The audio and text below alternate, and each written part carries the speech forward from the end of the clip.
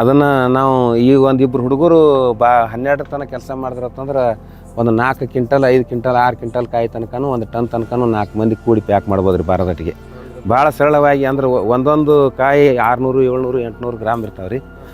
ಆಮೇಲೆ ಇದಕ್ಕೆ ಗಿಡಕ್ಕೆ ಯಾವುದೇ ಥರದ ರೋಗ ಅದು ನಮ್ಗೆ ಯಾವಾಗೂ ಏನೂ ಅನಿಸಿಲ್ಲ. ಆಮೇಲೆ ಇದು ಸೋಲಾರ್ ಇದು ಮೋಹಾಕರ್ಷಕ ಬಲೆ ಅಂತ ಹೇಳ್ತಾರೆ. ಇದ್ರ ಹುಳ ಬಿದ್ದಾವ ನೋಡ್ಬೋದು ನೀವು. ಈ ಗಿಡಕ್ಕೆ ಹಣ್ಣಿಗೆ ಬಂದಕ್ರ ಕಾಯ ಒಳಗೆ ಹುಳ ಆತಾವ್ರಿ.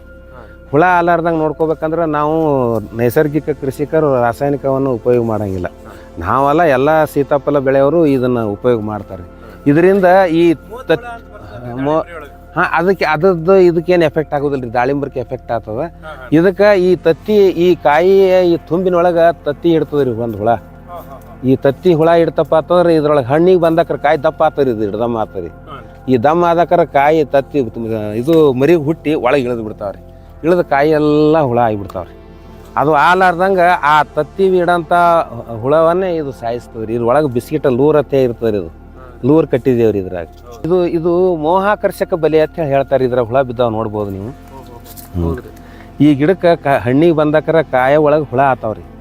ಹುಳ ಆಲಾರ್ದಂಗೆ ನೋಡ್ಕೋಬೇಕಂದ್ರೆ ನಾವು ನೈಸರ್ಗಿಕ ಕೃಷಿಕರು ರಾಸಾಯನಿಕವನ್ನು ಉಪಯೋಗ ಮಾಡೋಂಗಿಲ್ಲ.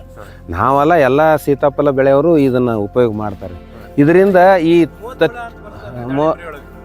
ಅದರದ್ದು ಇದಕ್ಕೇನು ಎಫೆಕ್ಟ್ ಆಗೋದಿಲ್ಲ ರೀ, ದಾಳಿಂಬರ್ಗೆ ಎಫೆಕ್ಟ್ ಆಗ್ತದೆ. ಇದಕ್ಕೆ ಈ ತತ್ತಿ ಈ ಕಾಯಿ ಈ ತುಂಬಿನೊಳಗೆ ತತ್ತಿ ಇಡ್ತದೆ ರೀ ಒಂದು ಹುಳ. ಈ ತತ್ತಿ ಹುಳ ಇಡ್ತಪ್ಪ ಅಂತಂದ್ರೆ ಇದ್ರೊಳಗೆ ಹಣ್ಣಿಗೆ ಬಂದಕ್ರ ಕಾಯಿ ದಪ್ಪ ಆಗ್ತದೆ, ಇದು ಹಿಡ್ದಮ್ಮ ಆಗ್ತದೆ. ಈ ದಮ್ಮ ಆದಕ್ರ ಕಾಯಿ ತತ್ತಿ ಇದು ಮರಿಗೆ ಹುಟ್ಟಿ ಒಳಗೆ ಇಳಿದು ಬಿಡ್ತಾವ್ರಿ. ಇಳಿದ ಕಾಯಿ ಎಲ್ಲ ಹುಳ ಆಗಿಬಿಡ್ತಾವ್ರಿ.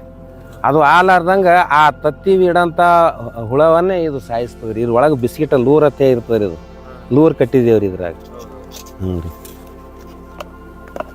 ಆ ಲೂರ ಏನು ಮಾಡ್ತದೆ ರೀ, ಆಕರ್ಷಣೆ ಮಾಡ್ತದೆ ಪತಂಗನ. ಆಕರ್ಷಣೆ ಮಾಡಿ ಸಾಯ ಹೊಡಿತದೆ ರೀ. ಇದ್ರ ತಳಗ ನೀರು ಹಾಕಿರ್ತೇವೆ ರೀ. ನೀರೊಳಗೆ ಸ್ವಲ್ಪ ಔಷಧ ಹಾಕಿರ್ತೇವೆ. ಅಂದ್ರೆ ಇದು ಮ್ಯಾಕ್ಸಿಮಮ್ ಒಂದು ಕಾಯಿ ಎಷ್ಟು ದಪ್ಪ ಬರ್ಬೋದು? ಇದು 700-800 ಗ್ರಾಮ್ ಸರಳ ಆಗ್ತದೆ ರೀ. ಈ ನಿನ್ನೆನೆ ಕಟಾವು ಮಾಡಿದ್ದೇವೆ ರೀ. ಈಗ ಮತ್ತೆ ಹಂಗಂತಾವು ಸಿಗಬೇಕಪ್ಪ ಅಂದ್ರೆ ನೋಡ್ಬೋದು ರೀ, ಸಿಗ್ತಾವ್ರಿ ಸಾಕಷ್ಟು.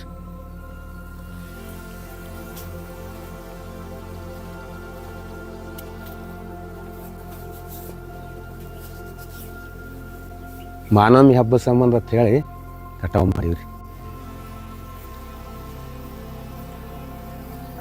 ಇಲ್ಲಿ ಅದಾವ ನೋಡಕತ್ರಿ ಬರ್ರಿ.